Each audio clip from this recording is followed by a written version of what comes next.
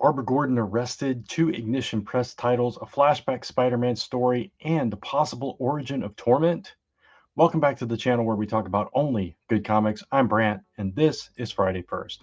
This is that series where we talk about those brand new #1 issues, new character debuts, new story arcs, and the like.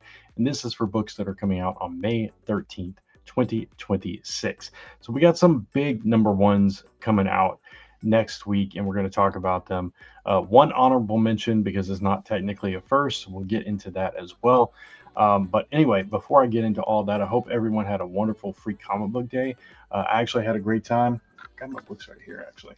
Um, I took my niece, my 6-year-old niece, to her first comic book shop. She ended up getting 3 of the all ages titles, and then we bought her a comic as well off the shelf. So it was a fun time. I think it was the Baby Garfield book is what we got her.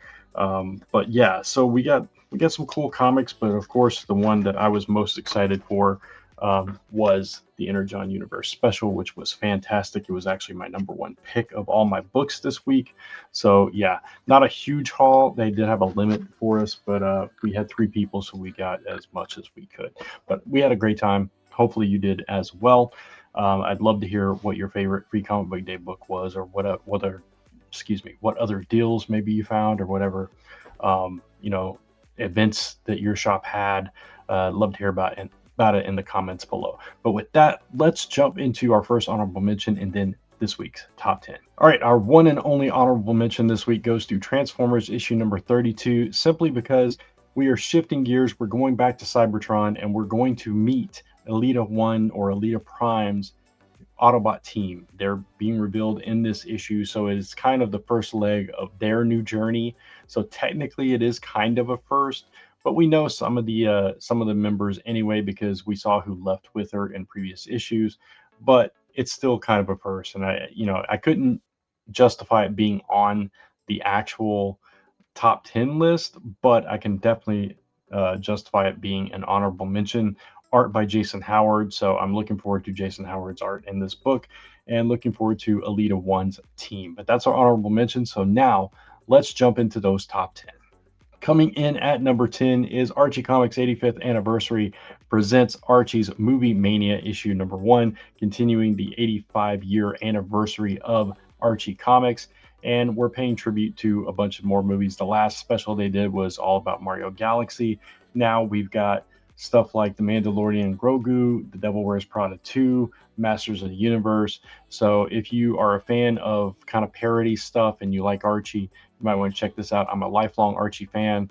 One of the very first comics I ever read was Archie. I read tons of digests when I was like 10, 11, 9, 8, throughout those years. Every time we went to a store, my cousin and I would get a new digest or a new issue of a various Archie Pep Comics, Archie, Jughead, Veronica, Betty and Veronica, etc.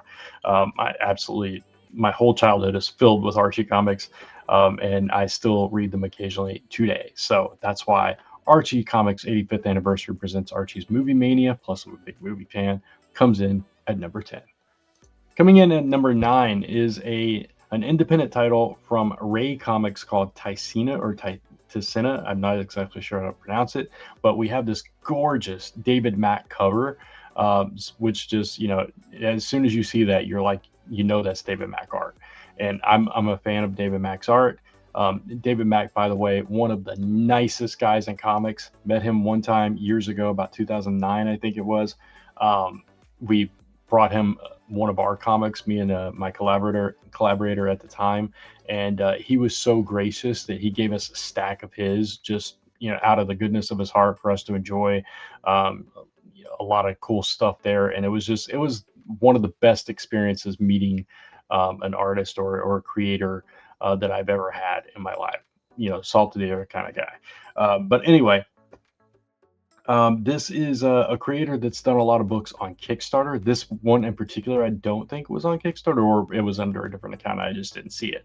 But he's done a lot of stuff on Kickstarter as well. But this is from creator TJ Sterling. So if you are a fan of his work from Kickstarter, or you like the concept of this, it says, I'm just going to read a little bit of it. It's a thrilling new series in the spirit of Super Sentai and Power Rangers from Okemos creator TJ Sterling. So if you're a big fan of like Power Rangers slash Super Sentai kind of content, you might like this.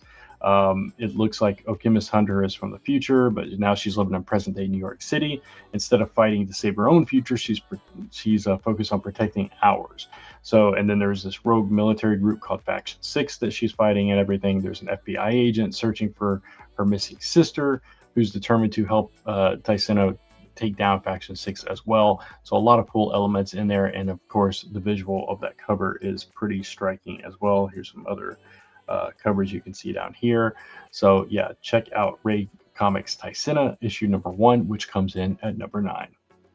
Coming in at number 8 from Bad Idea Comics is the Olympus Saga Megalith issue number 1. This is from Matt Kent and artist Luis LaRosa.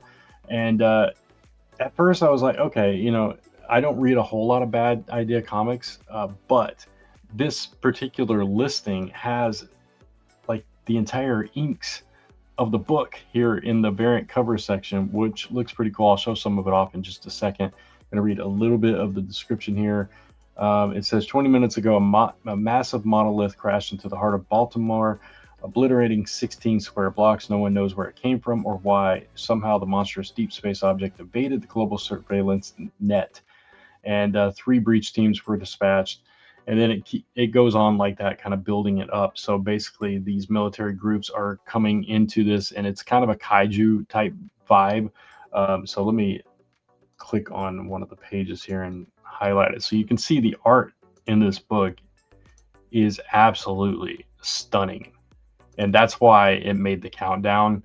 I'm not a huge kaiju fan. I do like the current like Monarch and the Godzilla, King Kong movies that we've had in recent years, but I'm just not a huge kaiju fan. But this is a little bit different. It's throwing a little bit of sci-fi into it as well. But the art is what really caught my attention. I mean, look at that.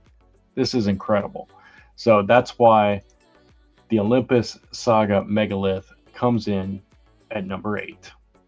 Coming in at number 7 is Spectacular Spider-Man Brand New Day. I know, groans, but it's a nostalgia book, but it's written by Dan Slott and it's Spider-Man, and I loved Dan Slott's run. It grew on me after a while. At first I was like negative about it. If you go back to the early days of what we did on our previous channel before we launched Comic Book Weekly, we talked a lot about Superior Spider-Man because we are all Spider-Man fans, and we all gradually became fans of the Superior Spider-Man work that Dan Slott did. Obviously, this is during the Brand New Day era, which arguably not the greatest era, but you've got Dan Slott, you've got Marcus Toe, superstar creative team on this. I'm not a huge one for flashback series, but I am going to pick this one up just because I did like Dan Slott's work on Spider-Man overall. There were some low spots, but mostly high spots for me personally. I know it's controversial, but whatever. I'm interested in it. I'm definitely going to check out the first issue. We'll see what it's all about. But that's why Spectacular Spider-Man Brand New Day comes in at number 7. Coming in at number 6 from Dark Horse Comics, we've got Hidden Springs issue 1. This is from Rob Williams and Neil Evangel, 32 pages, $4.99. While on a retirement community field trip, a group of aging ex-Hollywood stars encounter a baby kaiju on the run for military agents. I guess it's just a kaiju kind of week. Bonding quickly with the creature, the cantankerous cadre of former celebrities have to somehow get to this kaiju to safety before it causes the end of the world.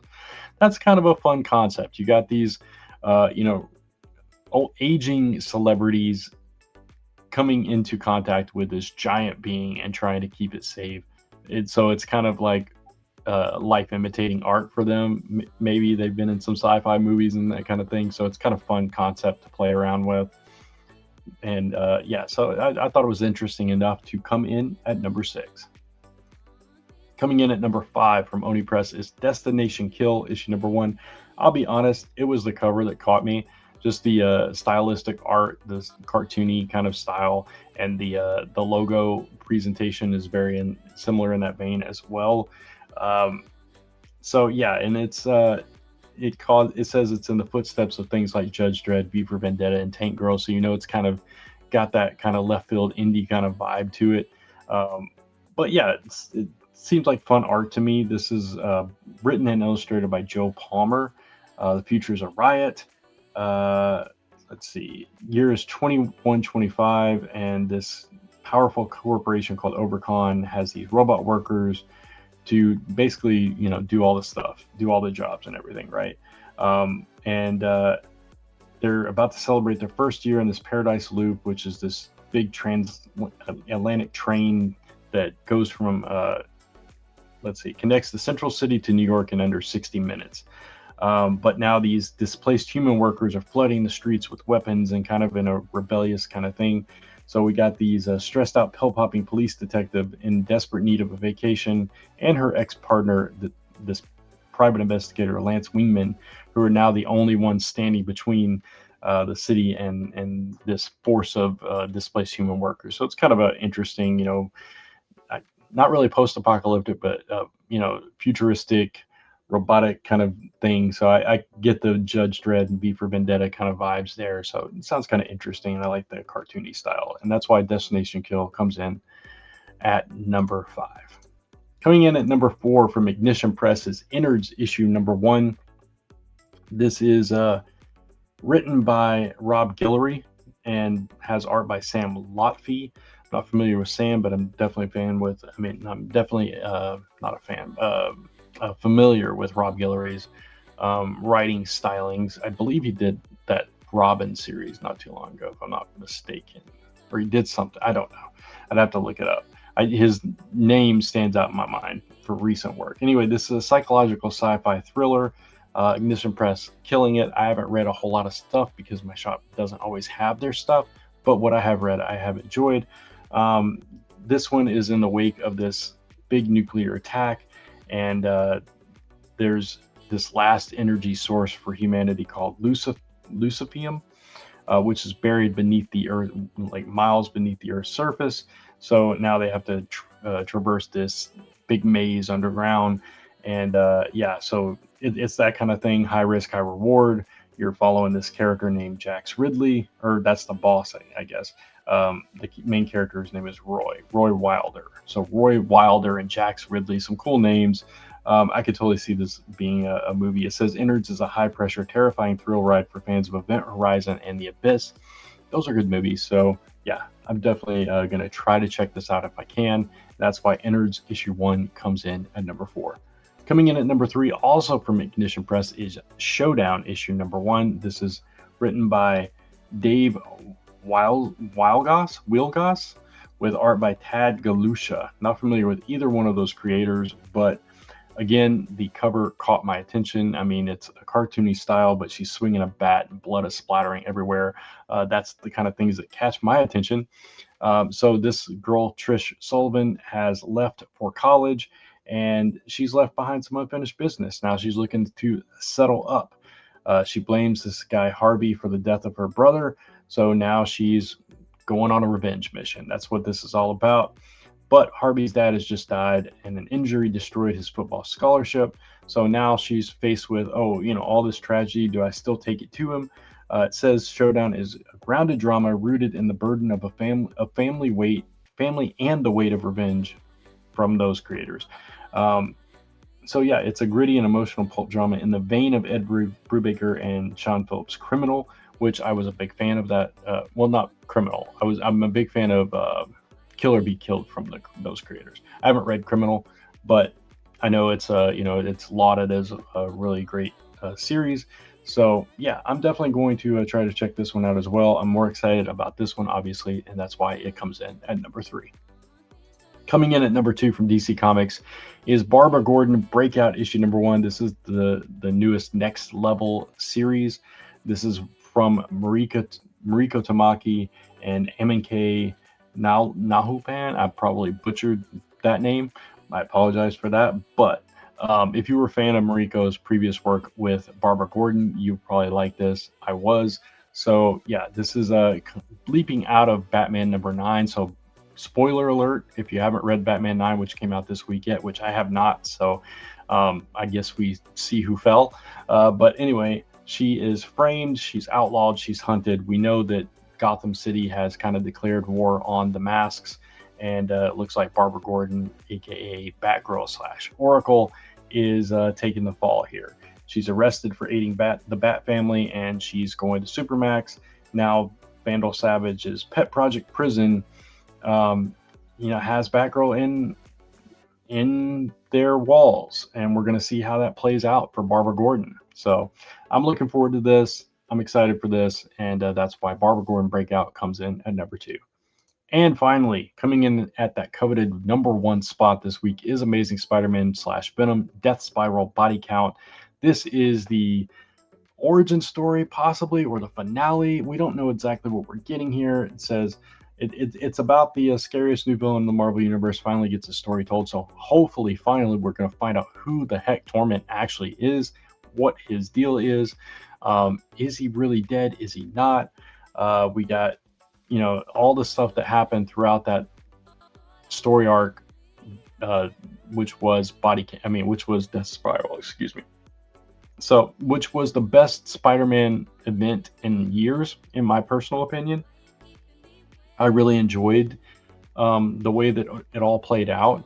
But I was sad that, we got the end of Torment so fast at the end, and we still didn't know who he was. So I'm hoping this gives us all the answers that we're looking for. That's why I'm excited about that, and that's why Amazing Spider-Man Venom Death Spiral Body Count comes in at number 1.